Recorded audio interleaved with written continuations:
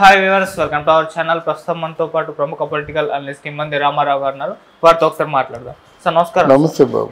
Sir, BRS శ్రేణులు మనం ఎప్పుడు చూస్తున్నాం, కోమటిరెడ్డి గారు అండ్ పొంగులేటి గారు వీళ్ళిద్దరూ కలిసి ఖచ్చితంగా రేవంత్ వెనకాల గోతులు తవ్వుతున్నారు, రేవంత్ రెడ్డిని వాళ్ళే ముంచుతారని చెప్పేసి ఒక పోర్ట్రేట్ చేయడం మనం చూస్తున్నాం సార్. ఈ నేపథ్యంలో కోమటిరెడ్డి వెంకటరెడ్డి గారు కొన్ని ఇంట్రెస్టింగ్ కామెంట్ చేస్తారు సార్. కాంగ్రెస్ పార్టీ తెలంగాణలో 20 సంవత్సరాల అధికారంలో ఉంటుంది, రేవంత్ రెడ్డి గారే సీఎంగా ఉంటారు అని చెప్తున్నారు సార్. అలాగే అసెంబ్లీ స్థానాలు 119 ఉన్నాయి కదా సార్, 170 స్థానాల వరకు పెరిగే అవకాశం ఉందంట, 130 స్థానాల వరకు కాంగ్రెస్ గెలుచుకుంటుందని ఆయన అయితే ధీమా వ్యక్తం చేస్తున్నారు సార్. ఇప్పుడు దీనిపైన చర్చ అయితే మొదలైంది.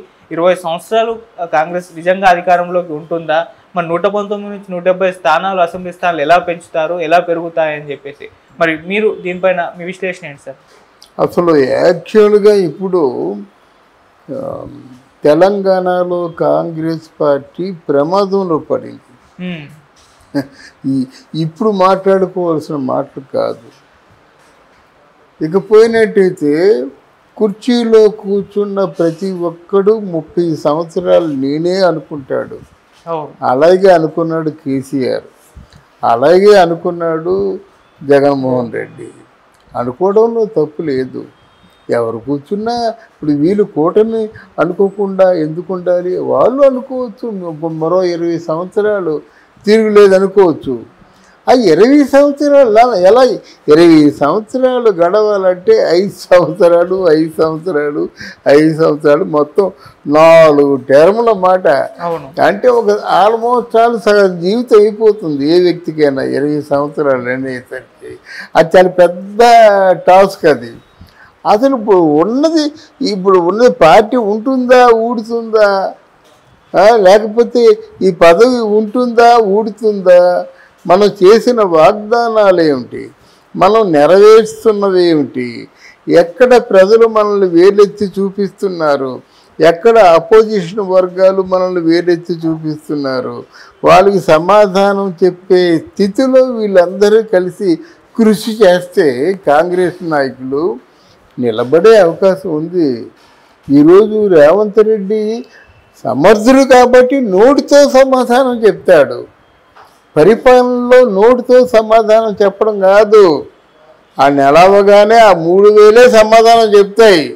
ఆ 3000 అయిపోయినట్టయితే వాళ్ళు 1,00,000 మంది 1,00,000 గొంతులతో ప్రశ్నిస్తారన్నమాట. ఇక్కడ డబ్బుతో నడిపించవలసినటువంటి ప్రభుత్వం, దాన్ని దృష్టిలో ఉంచుకోవాలి. రెండోది ఏంటంటే కాంగ్రెస్ పార్టీ మీద ఎప్పుడు అనుమానాలే. నిజమే 135 సంవత్సరాల వరకు సజావుగా సాగింది కాంగ్రెస్ పార్టీ. ఇప్పుడు అలా కాదు. అది ఎవరో ఒక బలమైనటువంటి వర్గం ఉండి వాళ్ళు స్టాండ్ తీసుకుంటే కొంచెం ఇన్నాళ్ళకి నిలబడింది. బికాజ్ రేవంత్ రెడ్డి కాంగ్రెస్ పార్టీలో ఉన్న ఆనవాయితీ ఏమిటి? ఒకడు పరుగు పెడదామని ముందడుగేస్తే నలుగురు వెనక్కి లాగేస్తారు. ఇందాక మీరు చెప్పారు చూసారా, ఇందులో ఇది ఒక స్ట్రాటజీ కావచ్చు.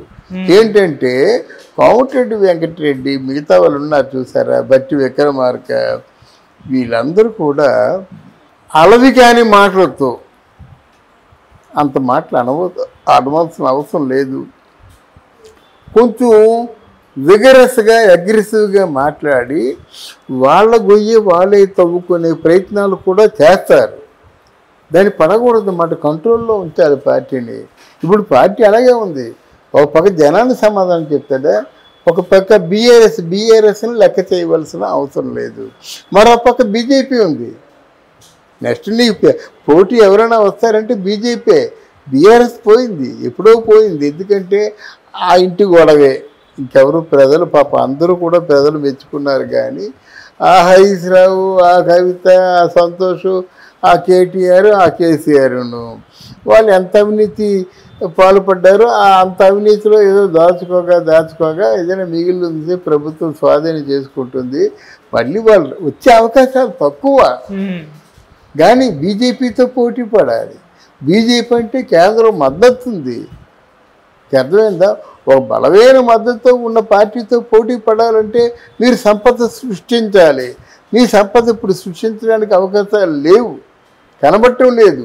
ఒకప్పుడు మేమే ధనవంతమైనటువంటి రాష్ట్రం అని చెప్పుకున్న వాళ్ళు ఒకప్పుడు భారతదేశంలో మొత్తం ముఖ్యమంత్రులకి అందరికీ మేమే డబ్బులు ఇస్తామన్న వాళ్ళు ఈరోజు మొత్తం వాళ్ళు చేసిన ప్రామిసులకి వాళ్ళు నిలబెట్టుకునే అవకాశం లేదు. ఇటువంటి పరిస్థితుల్లో అటువంటి మాటలు హాస్యాస్పదంగా ఉంటాయి. అది కోమటిరెడ్డి కావచ్చు, బట్టి విక్రమార్క కావచ్చు, ఇంకెవరో పొంగులేటి కావచ్చు, ఎవరైనా కావచ్చండి. అది ఎలా అవుతుంది? నీ జేబులో రూపాయి లేదు, 10 రోజు షాపింగ్ అంటాను నేను. ఏ షాపింగ్ చేస్తాను నేను?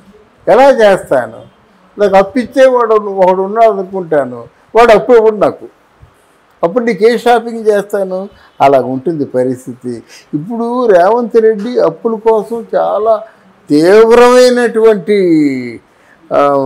వెదుగులాట ప్రారంభించాడు.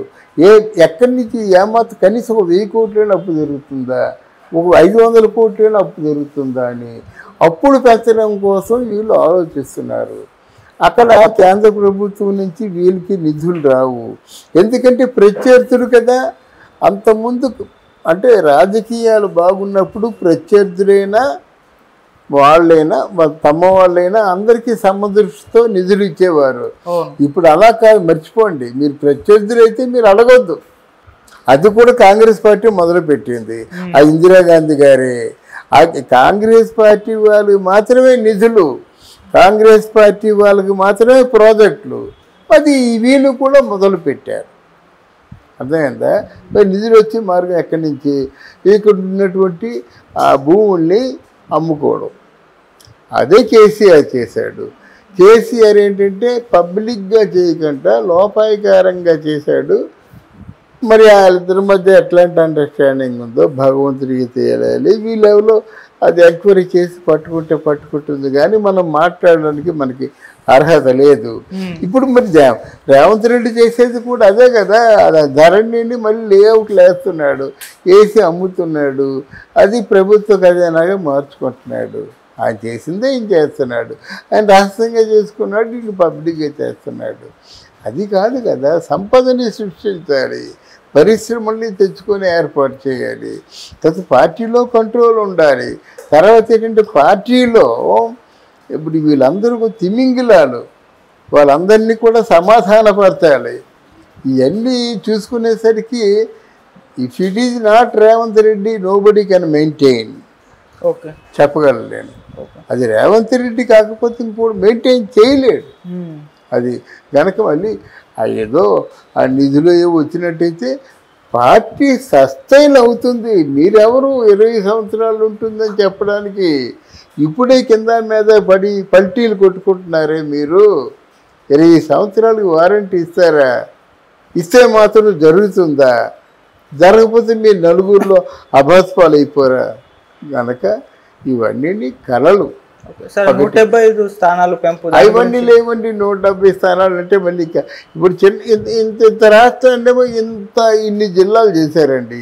ఇంకెక్కడ జిల్లాలు చేస్తారో? జిల్లాలు చేస్తే మనుషులు ఉండాలా?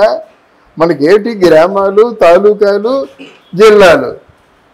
తాలూకాలే మీకు ఇప్పుడు మనకి హైదరాబాద్లో ఉన్నట్టు 31 జిల్లాలు ఉన్నాయి. ఇప్పుడే దీన్ని చాలా పెద్దది చేశారు.